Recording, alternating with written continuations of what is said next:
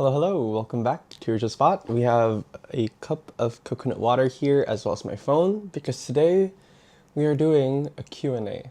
That kind of rhymes. This is an almost 2-month overdue video from when I reached 60k on Bookstagram and 3k on YouTube.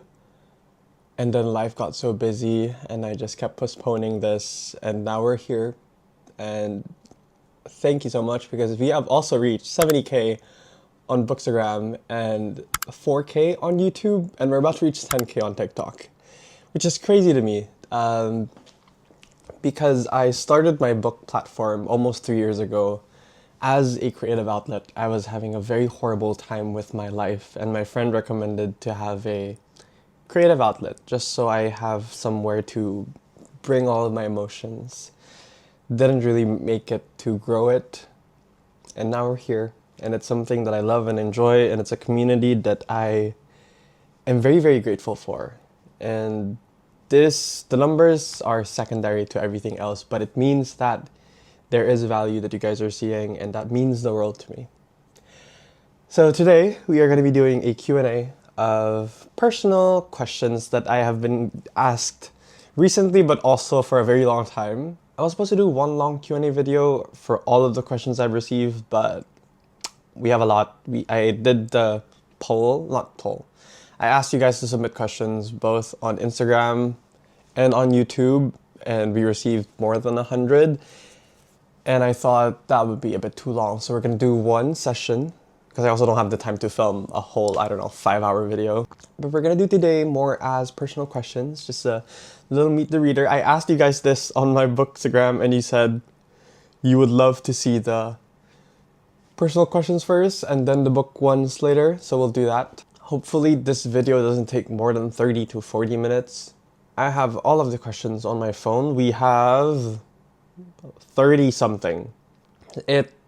Some are very, very common questions I get, some are just like one-off that I received. So I have a coconut water with me here because I am not holding a book today, which is very unusual to me, and I'm trying to be as less awkward as possible since this video is basically about myself. So hi, hello, this is Meet the Reader. I am Sigfrid Uy, SJ, and welcome to Your Spot.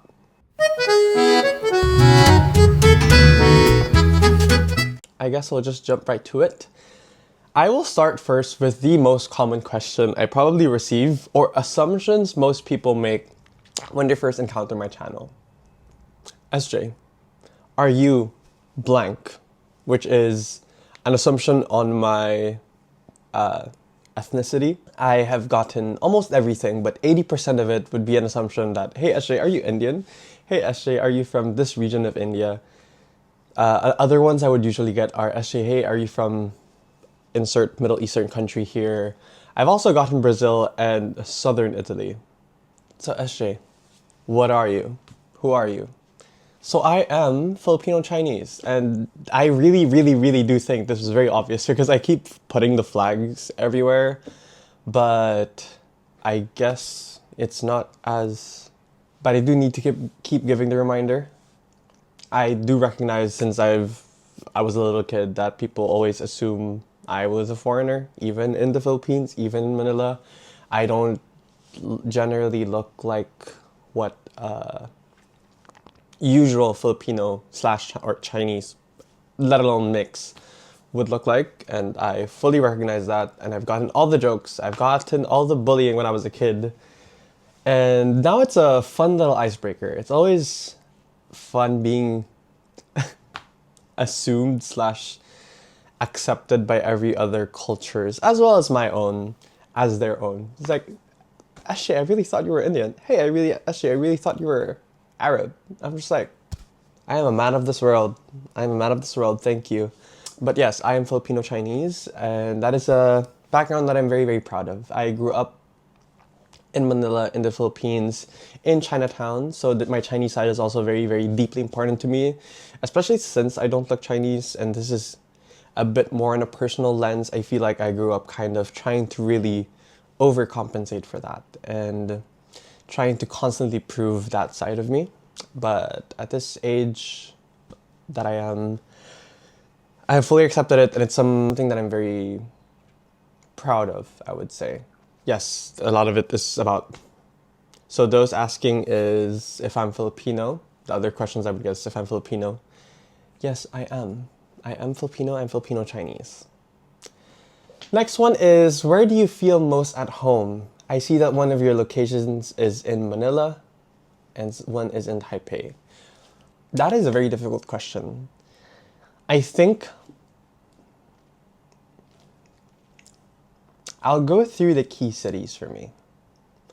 Manila is home to me by default because that's where I grew up, that's where my family is. But do I feel at home there? Is it the city that makes me feel like I belong, that it makes me feel like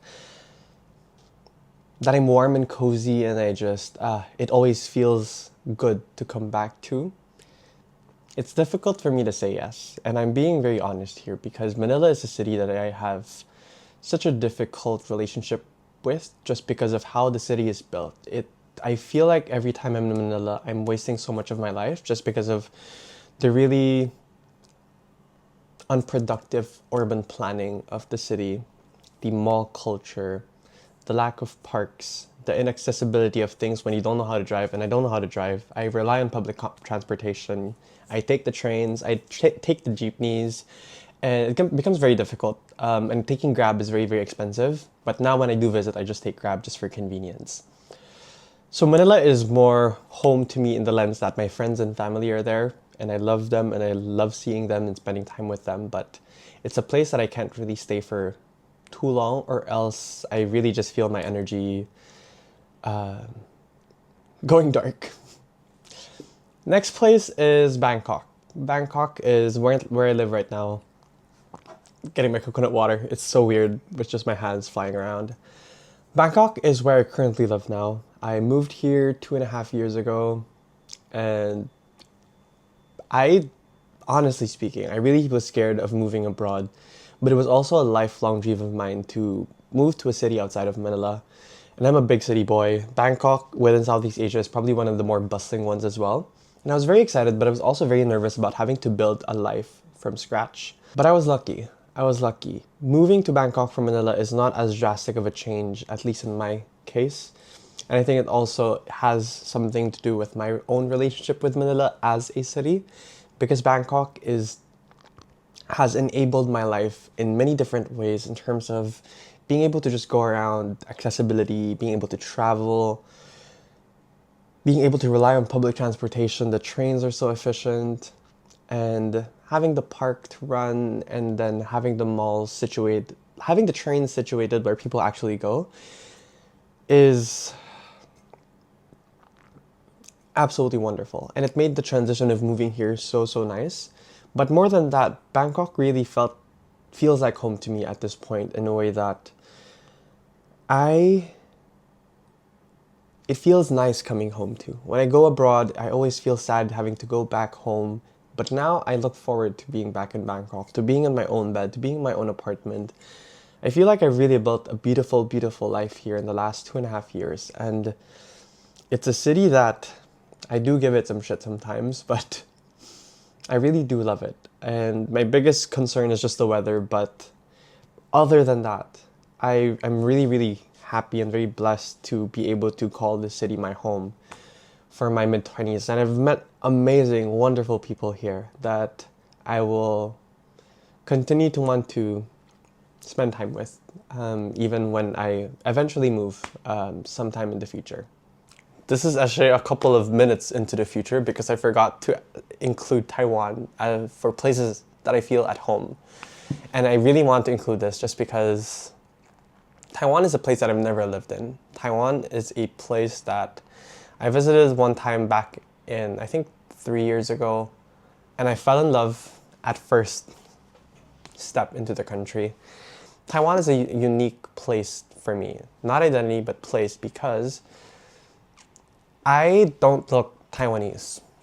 I probably won't get mistaken as Taiwanese, but there's something about the culture there that makes me feel so at home.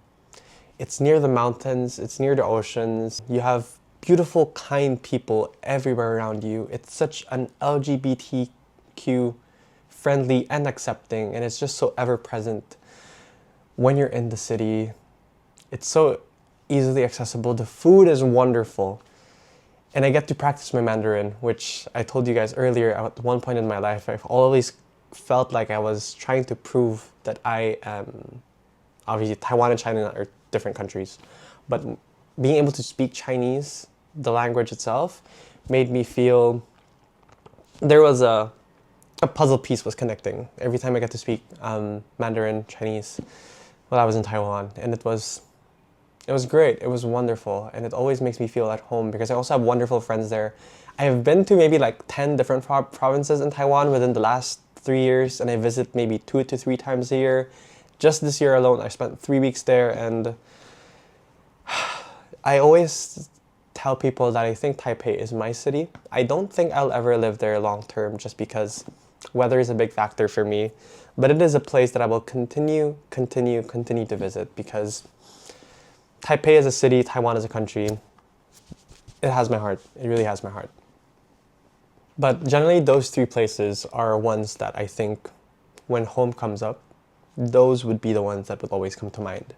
Manila is a bit more difficult. I love the Philippines. I love the Philippines as a country, beautiful islands and beaches. And I say that even though I moved to Thailand and I've seen Koh Phi Phi, Phuket, Krabi. No offense, my Thai friends. Philippines win on this round. But just Manila itself that I have a bit of a difficult relationship with. Bangkok, where I live now, and then Taiwan, a place that I will continue to be visiting. And I hope you guys stick around if ever I get to move once again to another place and find another place to call home.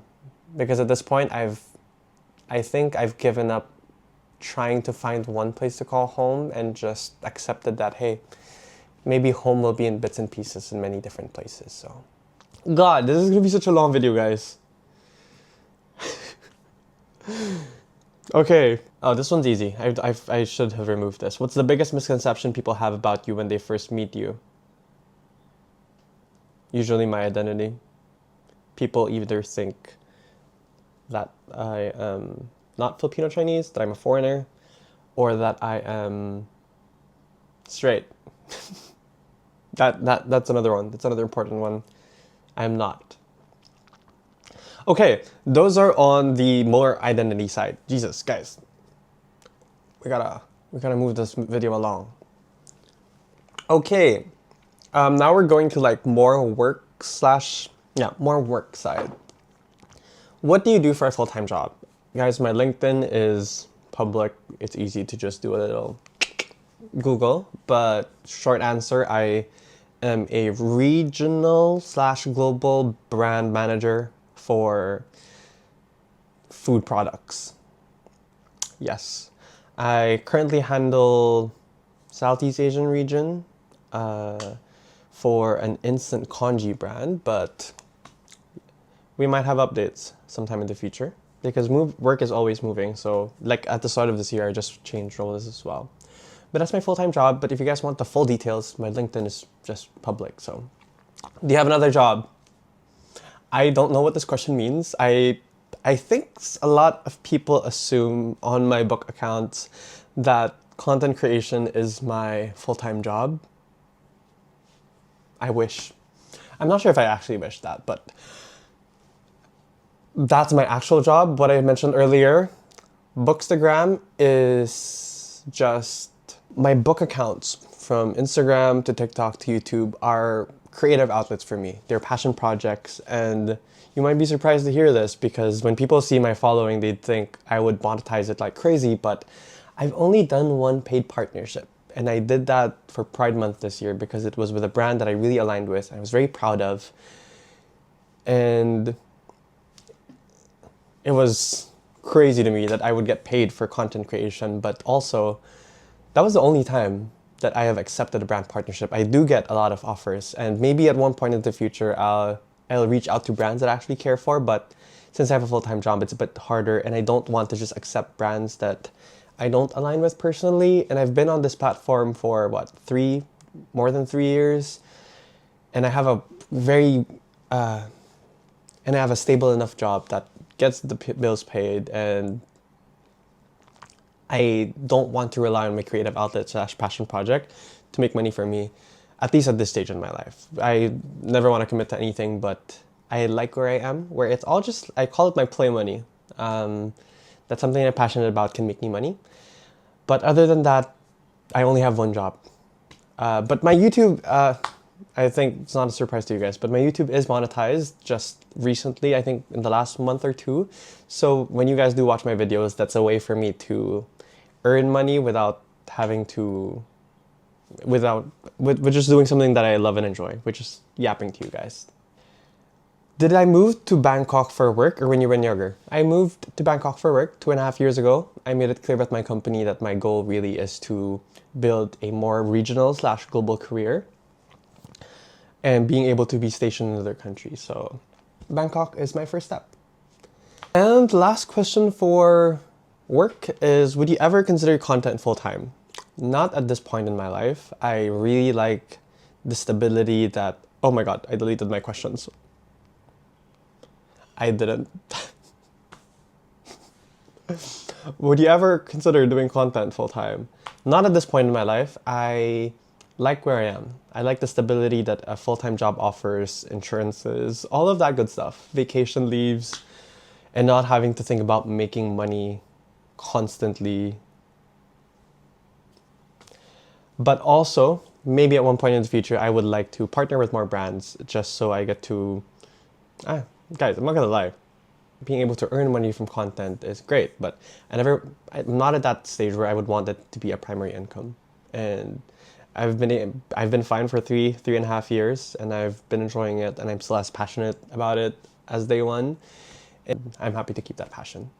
Okay, we are a third through. But those are the identity and work ones. Some Bangkok specific questions, which I thought were very fun. I don't know if I have a lot of Thai followers, but if any of you are planning on moving to Thailand or visiting Thailand, maybe you'll find this interesting.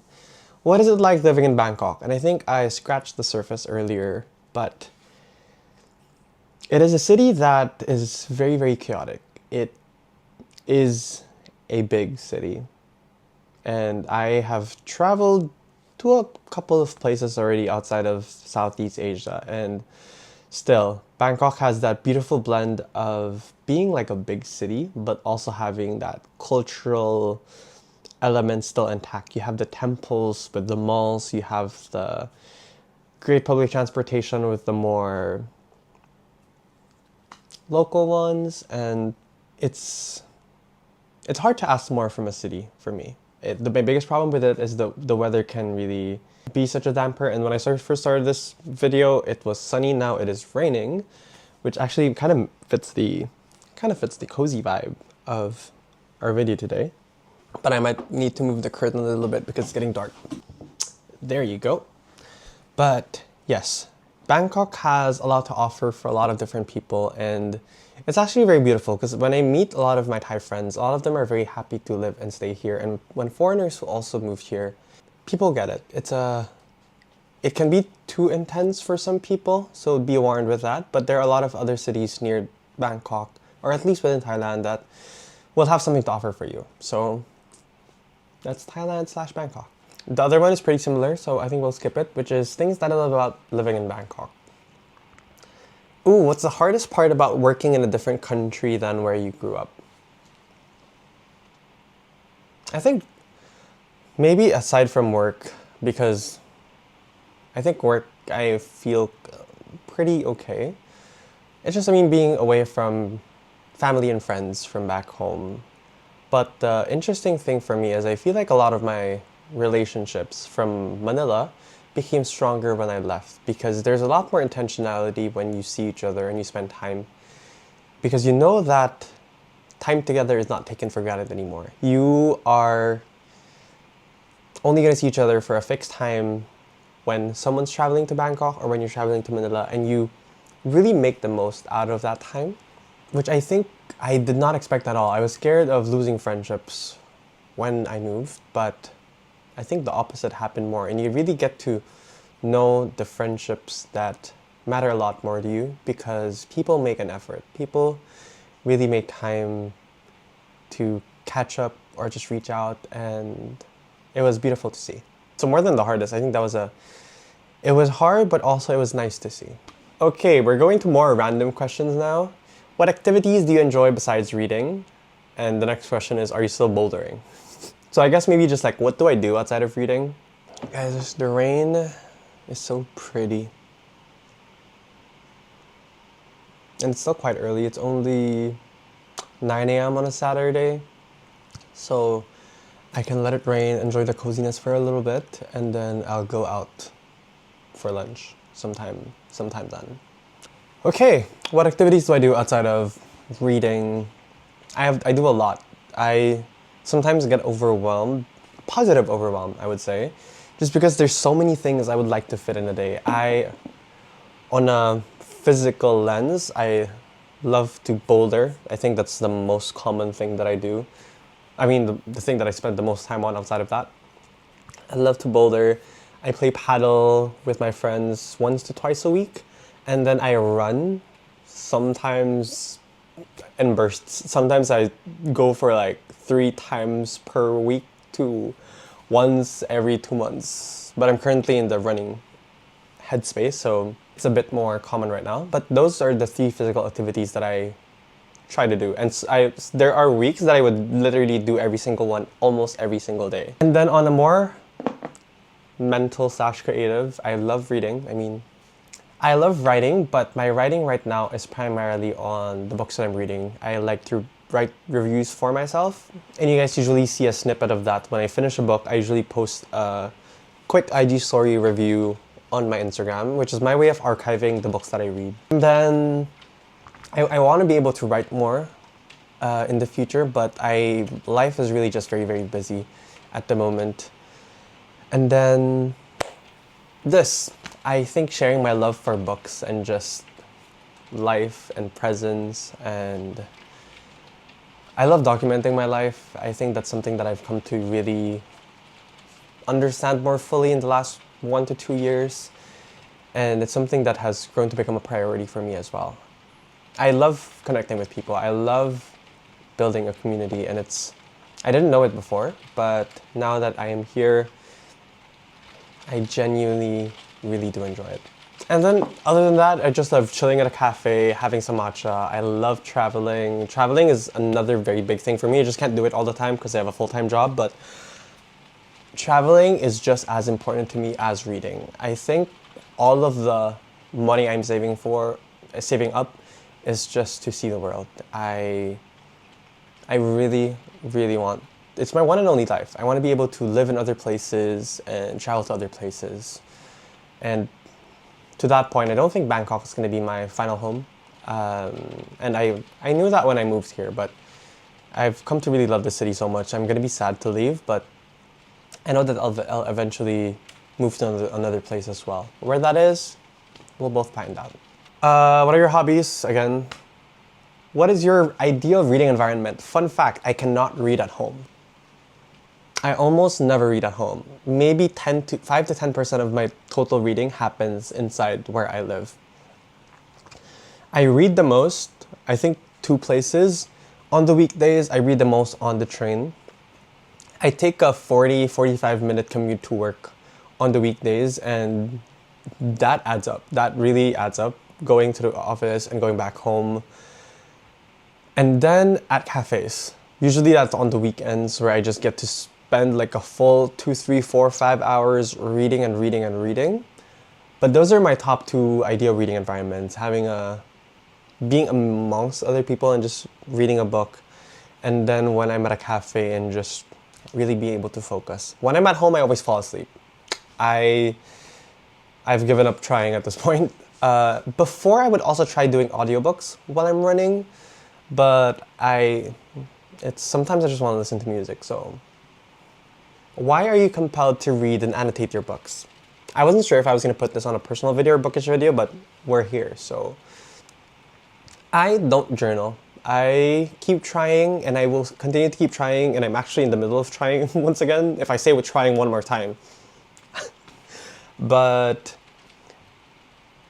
annotating books is my way of journaling, if that would make sense, because it documents what I was thinking during a time and a place. Yes, it is triggered by a book, but I mean, journaling doesn't have a fixed system. I guess mine is more on what thoughts come to mind when I'm reading a book. And yesterday I was reading a poetry collection by Billy Ray Belcourt. I don't have it with me right now, it's in my bag, but I started it. I was on the first page. I spent a good 20-25 minutes on the first poem because it was so beautiful, and it was really unpacking a lot of like thoughts and just musings in me. The title was Autofiction, about how our lives are just as much what we're living, but also the stories that we tell ourselves. And it was absolutely beautiful, and it reminds me how much I love annotating. And I was thinking to myself, this is my journaling ecosystem, annotating on my books. Okay, now we're going to, oh, I love this. I'm very happy that some of you asked questions about travel, because I really do. I really do love to travel. Next one is about travel. So as a person who likes to travel, is there any place you want to visit next? I think in terms of dream countries, my more immediate ones that I would like to do / visit would be Central Asia, like Kyrgyzstan, Uzbekistan, Western China, Mongolia. I've come to realize I love places that make me feel small. I love the feeling of just like, hey, we're not that important and we can just be whoever we want. And I think those places would really elicit that feeling from me. But I'm also a big city boy, and I just love being in the middle of like the hustle and bustle of cities. So those are like my two dualities. I would love to visit Amsterdam. I have never been, at least within Europe. That really intrigues me. And then, I don't know, just many other places. Oh my gosh, Rio. Rio in Brazil sounds fantastic. Cape Town sounds beautiful. I don't know. I have so many. I would visit every single country if I could. So that is a dream. The next one is, ooh, what are some of your favorite places you've ever been to? I mean, I'm not even going to talk about Taiwan. Taiwan is number one. I mean, Taiwan is a given. But just in the last few months alone, I realized I visited some of the places that have been on my like life bucket list for a very long time, since I was a wee little kid. Number one, and I think one of my biggest dreams in life, was to do a hike / trek in the Himalayas. I don't mean climb. I didn't go to the peak. I just like went around by the Himalayas. I did the Annapurna circuit with good friends of mine back in April, and that is easily the best thing I've ever done in my life. And I probably cried 3 times towards the end just from sheer joy. It was absolutely beautiful being able to disconnect, but disconnect in the way that I was happy to do it. I was happy to just do nothing, read a book, chat with my friends, sleep early, which I never like to do, wake up to a new scenery every single day, whether it be cloudy or whether you have clear skies. You accept whatever nature gives you, and you just walk and you put one foot in front of the other, and it was absolutely beautiful. And it gets so difficult. It gets so difficult at the end because you reach altitudes that no human should be going to. We reached, I think, 5,300 meters, which is higher than probably 95% of the mountains in the world. Correct me if I'm wrong. And it was very difficult. I was getting headaches, my friends were getting symptoms, but I wouldn't change it for the world. And what I thought was going to be a one-off trip, I want to do it again. I want to do another part of the Himalayas region. I did the Annapurna region, maybe I'll do the Everest region next, but best thing I've ever done. Other ones would probably be, I was much younger, I was much more immature, and I really didn't want to love Japan because I was like, it can't be that nice. I just kept thinking, can people shut up about Japan? Japan is it. Japan is actually as good as people say it is. My personal bias is Kyoto during winter and Sapporo during winter. I love the blend of city and culture and just the slowness of it, but also just like the busyness. both at the same time. The cold weather, the river that runs through Kyoto is breathtaking. I would just go there every single day and just do nothing, people watch, and it was fantastic. And then Sapporo, I love the snow. I love winter. It's my favorite season. And being able to see a city with skyscrapers just be snowed on and people are just living their lives. They don't stay at home. Life doesn't end after when the sun sets. People are outside until 2, 3 a.m. It gave me so much life and it was absolutely beautiful. Another one would be China. I went to 3 different parts of China and I loved all of them. I went to Yunnan, which is the mountainous region down south near Thailand actually. I did a couple of hikes there. It was absolutely beautiful. Very complicated travel experience for me though, because it is the part of China that has the most indigenous people, but also it was beautiful to see, but also it made me ask a lot of questions with how tourism in that specific region was being pushed. Next would be Shanghai. Shanghai is the big city for me. I think from all of the big cities in the world that I have ever visited, Bangkok, Manila, Tokyo, does Paris count as a big city? Out of all of those places, I think Shanghai might be my favorite big city in the world. Easily. Yeah, actually no, not even think. The skyline was fantastic. The way they were able to preserve like the local housing, but also have like these European type of architecture from when they were colonized before, but also have these very rich blend of like Chinese and foreign influences. It felt like such an international city that still was very local to its core. I loved it so much and I really want to visit sometime soon again. And then, sorry guys, I have so many favorite cities. I will give you last 2. Next one is Harbin. Harbin is a dream of mine since I was, I think, 18, 17 years old. It is one of the coldest big cities in the world. It has millions of people. It reaches -25 to -30. It is known as the ice city of China. And they have this ice and snow festival that was absolutely breathtaking. It was -25 degrees, and tell me why the most amount of steps I took in a single year was during that trip. It is in the northeast of China, near Russia, Mongolia, and it was a beautiful blend of all of those cultures, and I don't know. Again, guys, when I say I love the cold, I love the cold. It was -25 and I was thriving. I also cried while I was there just because, damn. That was a dream of mine, and unlike, let's say, Shanghai, Kyoto, all of these other big cities, Harbin is not as easy to go to. It's a bit out of the way. You really have to make a trip going there, and I did it. And I was very, very happy. I knew I was making my younger self proud. We're almost at the end. These ones are a lot more random. Do you have a partner? Nope, I'm single as an SJ. Do you believe in horoscopes? They're all right. In my case, like my MBTI, Enneagram, my zodiac, my horoscopes, all perfectly aligned with one another. So I'm just like, hey, you know what? Feed my curiosity. I am a Cancer, and I am an emotional piece of. What's my big 3? My sun is a Cancer, my moon is a Sagittarius. Again, very accurate, at least in my case. And then I forgot what my rising is. I believe it's a Virgo. What made you realize that life is beautiful? His life is a... Is it? I'm kidding. I think in the past year, you see so much bad happening in the world.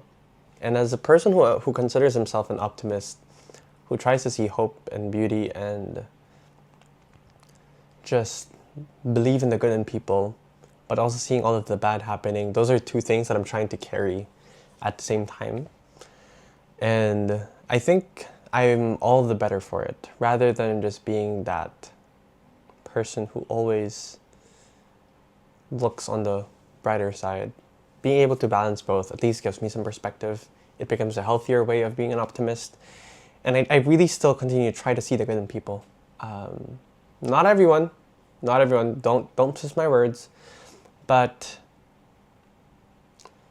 what made you realize life is beautiful? I think the reason why I keep saying the good in people is just that I've met so many wonderful people in my personal life, on social media, and I feel like I've attracted kind people in my life, and I keep the good people in my life. And it's so easy to see the beauty in the world when you're surrounded by people who make it so easy to see it. Yeah. I think a great example for me is social media, and people always say the toxicity, all of just like the horrible things that come out of it, which I do see. I mean, I'm on social media, but at least in my side of the algorithm, with my Bookstagram, with my Booktube, I've always found it to be such a kind and safe space where people are having difficult conversations but are not going out of their way to misunderstand each other and other people. And I think that's such a crucial part of living a life that is good, that is beautiful. So yeah. Oh, we're down to our 2 questions. Sorry, I was scrolling. Someone asked, what is life? And I was thinking about this. Because I was like, I cannot answer that on the spot. But I think life is simpler than we make it out to be. And I don't know your life circumstances, and obviously there are so many caveats to this. To quote my own favorite author, Mr. Orson Wong, I think life is just being here. Waking up each day, trying to do good for yourself and for other people, and trying to fill your days with the small good things that you know would bring you joy. If to you that's reading, if to you that's working out, if to you that's hanging out with your friends, it's being present and enjoying some of those. And I'm trying to really live by that in terms of, I am a very ambitious person. I have a lot of dreams. There's so many things I would want to do in this life, but I also want to be able to know that here where I am now is good. Here where I am now is beautiful. Here where I am now is okay. And it allows you to be happy, or even not happy, just be okay with where you are now by focusing on being here. Yeah. I remember this quote from Moniver's Holocene where it says, "And at once I knew I was not magnificent." And I think that captures it beautifully for me in terms of I'm not all that. We are not all that. We're not that magnificent. And that's okay. There's less pressure for you. You can be human, you can make human mistakes, not grave mistakes. And you can try to do good every single day. And I think that's what life is about. My answer could change a couple months from now, but where I am at this moment, that's the best I could put it. And last but not the least, I saved this for last just because it kind of transitions to the next video that I'll be filming about books, is what words and quotes do I live by? And this is such an integral part of the life that I live, because my friends would know I quote so much. Like sometimes I'd be having a conversation and just like slip in, "Hey, I remember this quote from Beautiful World, Where Are You?" Or "I remember this quote from Septology by Jan Fosse." And I have so much, and I didn't prepare for this round, so I'm really trying to authentically pull it out of my system right now. Dear God, if you are a season, let it be the one I passed through to get here. Here, that's all I want it to be. I promise. Of course, that's number one. Of course, that is number one. I get goosebumps even just now, just saying those words. Another one would be Beautiful World, Where Are You?, which I was saying. And even then, and in that way, even the bad days were good, because I felt them somewhere else outside. It's a longer quote. Another one would be, this was more of a meditation for me back at the end of last year when I was in Shanghai, and I was reflecting on the life that I've lived. Last year was such a beautiful year for me. This year was such a beautiful year for me. And I was thinking to myself, it's more than I could have ever asked for, and I hope I never ask for more. Hand in hand with that is I hope I never take my life for granted. I hope I never take all of these joys for granted, Because we get used to life so fast, and I genuinely believe that in a way that things that we are dreaming of for so long, the moment we achieve it, the moment we reach that point, it becomes our new baseline. And I really don't want such a high to be my baseline. And I really try to keep that in mind, that when I say it's more than I could have ever asked for, I mean, I've achieved so many things that I've dreamed when I was a younger kid. Also guys, I'm not getting emotional, I am just getting an allergic reaction. I don't know why, but my nose is being annoying. But when I say it's more than I could ever have ever asked for, I mean that sometimes your reality can eclipse your dreams. This is an M-Train quote, I remember it. And you start doing and achieving things that you never even dreamed of. You start experiencing life beyond what your own dreams were capable of dreaming about. And when I say I hope I never ask for more, it's not that I don't dream of bigger things or I don't have any more ambitions, but it's more that I am happy to work for it. I'm happy to do the hard work to get to my dreams. I don't need to have things handed to me on a silver platter. I don't need things to be, the universe to just give it to me, which I would gladly take it, universe. But it's more that I hope I don't ask for it. If the universe gives it to me, thank you. But I just don't want to be greedy, if that makes sense. Yes. And then there's a bit more of a random quote. It's also from Mr. Ocean Vuong. I believe it's from Reasons for Staying. And this mess I made with love. And I always think about this quote when I'm with my friends and we're just having like pure on chaos. We're all having fun, talking to each other. The table is just half finished food. Everyone's in the middle of eating, and I'm just like, and this mess I made with love. And my friends joke about it at this point just because of how often I use it. And I don't know, it's just really so filled with love. Oh my god, there you have it. We are currently at 52 minutes for the unedited video. But this is why I cut the video into two. But if you stuck around until the very end, this means the world, because I was just asking you guys yesterday on Instagram if you would even want me to answer the personal questions, and you guys gave a resounding yes, even when I gave the option that I can post the book one first. And I don't know, it made my heart feel so warm. I don't take this platform for granted. I hope you guys know that. And this makes me feel all warm and fuzzy inside, and I'm just so grateful. And I hope you guys enjoyed this video. If you guys have any more questions, feel free to drop it below. I will save it for a future Q&A. If you have a bookish question, I'll save it for the bookish Q&A, which I'll post right after this, a couple days after. Just give me a bit of a break from filming. But there you have it. Thank you for 70K on Instagram, 4K on YouTube, and we're about to reach 10K on TikTok, which blows my mind. So thank you so much. Thank you for being regular at our usual spot, and I hope to see you around.